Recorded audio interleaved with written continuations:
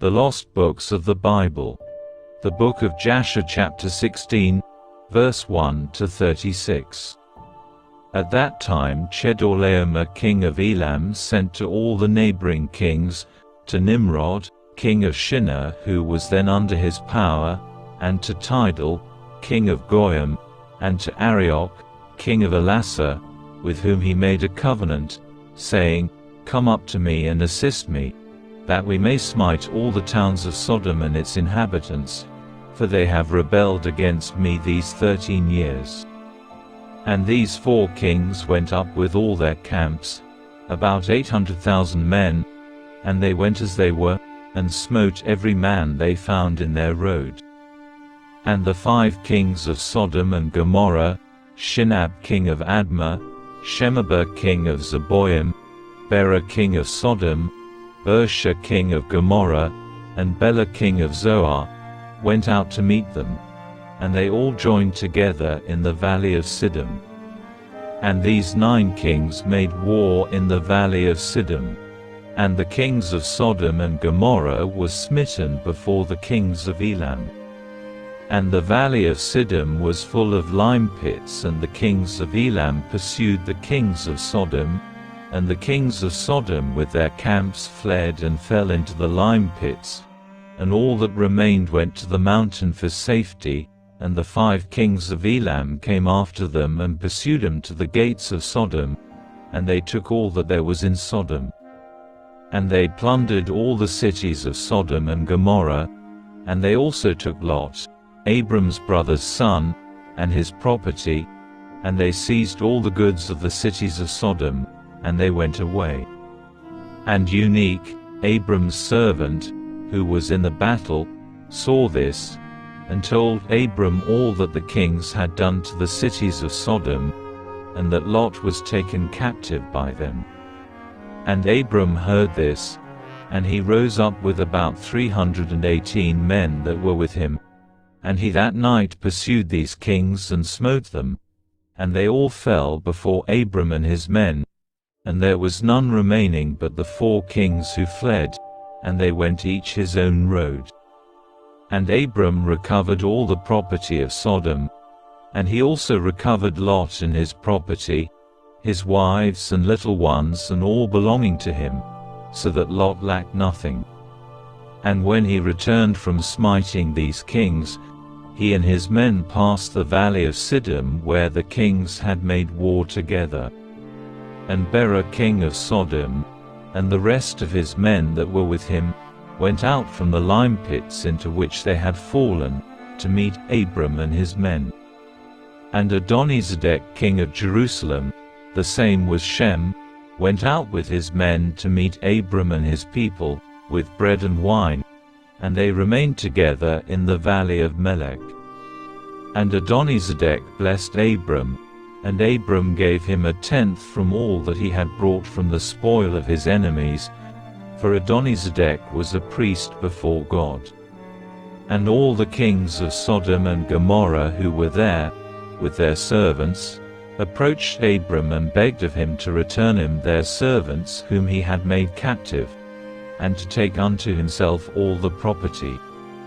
And Abram answered the kings of Sodom, saying, As the Lord liveth, who created heaven and earth, and who redeemed my soul from all affliction, and who delivered me this day from my enemies, and gave them into my hand, I will not take anything belonging to you, that you may not boast tomorrow, saying, Abram became rich from our property that he saved. For the Lord my God in whom I trust said unto me, Thou shalt lack nothing, for I will bless thee in all the works of thy hands. And now therefore behold, here is all belonging to you, take it and go. As the Lord liveth, I will not take from you from a living soul down to a shoe tie or thread, excepting the expense of the food of those who went out with me to battle, as also the portions of the men who went with me, Anna, Ashkol, and Mamre, they and their men, as well as those also who had remained to watch the baggage, they shall take their portion of the spoil. And the kings of Sodom gave Abram according to all that he had said. And they pressed him to take of whatever he chose, but he would not. And he sent away the kings of Sodom and the remainder of their men, and he gave them orders about Lot, and they went to their respective places. And Lot, his brother's son, he also sent away with his property, and he went with him, and Lot returned to his home, to Sodom, and Abram and his people returned to their home to the plains of Mamre, which is in Hebron.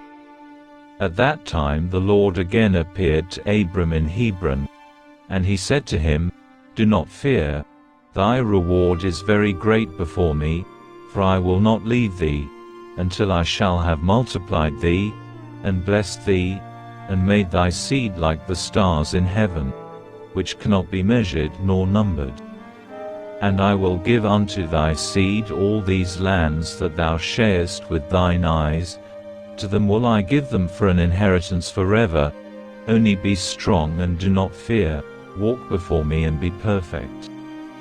And in the 78th year of the life of Abram, in that year died Reu, the son of Peleg, and all the days of Reu were 239 years, and he died.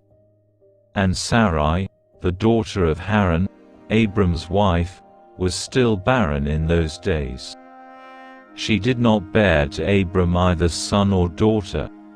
And when she saw that she bare no children, she took her handmaid Hagar, whom Pharaoh had given her, and she gave her to Abram her husband for a wife. For Hagar learned all the ways of Sarai as Sarai taught her. She was not in any way deficient in following her good ways. And Sarai said to Abram, "Behold, here is my handmaid Hagar, go to her that she may bring forth upon my knees, that I may also obtain children through her." And at the end of 10 years of Abram's dwelling in the land of Canaan, which is the 85th year of Abram's life, Sarai gave Hagar unto him. And Abram hearkened to the voice of his wife Sarai, and he took his handmaid Hagar, and Abram came to her, and she conceived. And when Hagar saw that she had conceived, she rejoiced greatly, and her mistress was despised in her eyes, and she said within herself, "This can only be that I am better before God than Sarai my mistress, for all the days that my mistress has been with my Lord, she did not conceive, but me the Lord has caused in so short a time to conceive by him." And when Sarai saw that Hagar had conceived by Abram, Sarai was jealous of her handmaid, and Sarai said within herself, "This is surely nothing else but that she must be better than I am." And Sarai said unto Abram, "My wrong be upon thee, for at the time when thou didst pray before the Lord for children, why didst thou not pray on my account, that the Lord should give me seed from thee? And when I speak to Hagar in thy presence, she despiseth my words, because she has conceived, and thou wilt say nothing to her. May the Lord judge between me and thee for what thou hast done to me." And Abram said to Sarai, "Behold, thy handmaid is in thy hand, do unto her as it may seem good in thy eyes." And Sarai afflicted her, and Hagar fled from her to the wilderness. And an angel of the Lord found her in the place where she had fled, by a well, and he said to her, "Do not fear, for I will multiply thy seed, for thou shalt bear a son, and thou shalt call his name Ishmael. Now then return to Sarai thy mistress, and submit thyself under her hands." And Hagar called the place of that well Beer Lahai Roi. It is between Kadesh and the wilderness of Bird. And Hagar at that time returned to her master's house, and at the end of days Hagar bare a son to Abram, and Abram called his name Ishmael. And Abram was 86 years old when he begat him.